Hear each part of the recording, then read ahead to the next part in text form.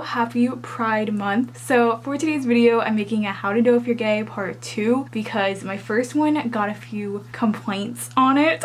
So I decided I'm gonna try to make a part 2 to make up for my last one. Okay, so the first like number one complaint I feel like I see is just not people like doubting my sexuality or saying that they think I'm confused. I know one of the points that people made is that I didn't talk about any crushes in the video, and the reason why I didn't talk about any crushes. So I actually did record crushes, like a part about me talking about crushes. I cut it out, and this is why. There's like a lot of times in my life where if I have like drama going on that like I don't care, like I can handle it, but there's that like certain times where like if I know that something could possibly start drama, I just won't do it because I'll be like, I just have too much going on. And I just knew that if those people saw the video, they would know that I was talking about them, and I knew that almost all of them were people that would probably start drama if they saw the video and saw that I was talking about them. So I just cut it out because there was only like one girl that I felt like wouldn't start drama. But yeah, that is why I cut out all of the stuff talking about crushes.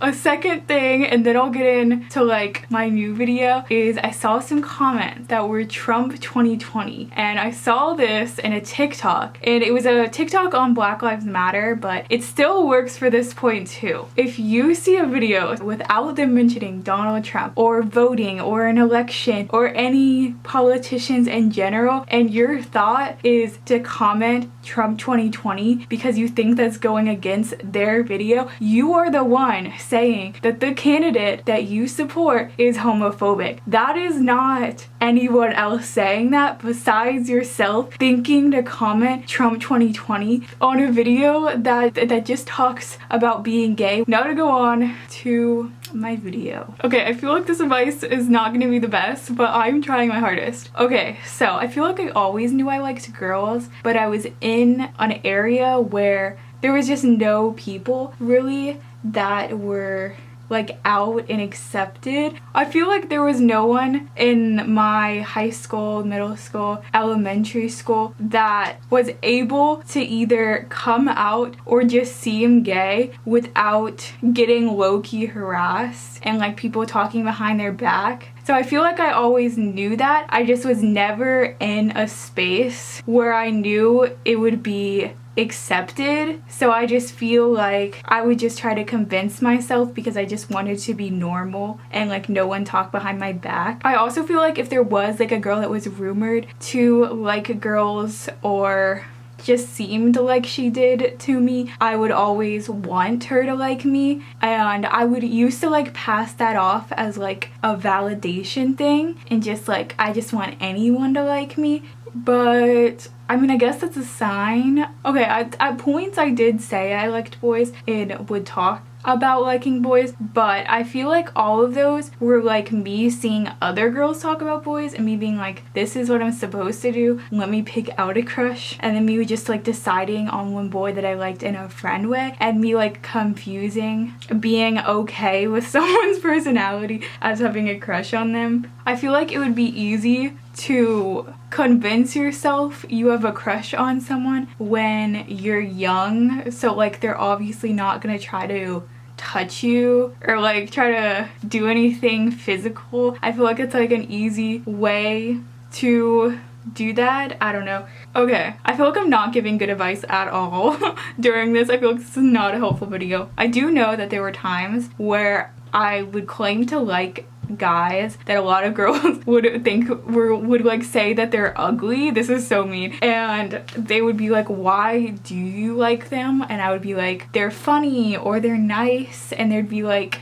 I feel like just thinking that he's funny is like not enough. Like I feel like you have to think the other person is like a little bit attractive, you know? Claiming to like a guy for like the sole purpose of that he's funny and you like don't think he's attractive like at all, and really the only thing you like about him is that he's funny, I feel like that's a sign. This part is low-key illegal, but I'm kind of running out of things to say that I feel like I didn't include in my other video. I downloaded Tinder at a young age, like below 18, which is like kind of illegal because you're supposed to be 18 to have the app, but I downloaded it at 16, and there was times where I was showing my friends my matches that I didn't meet up with, like guys I would match with but didn't just not want to meet up with, and they would be like, I don't get like why you wouldn't want to meet up with this guy. I feel like this sounds rude, but I feel like a lot of times when I would think about guys, I feel like my purpose for wanting them was like, I want a homecoming date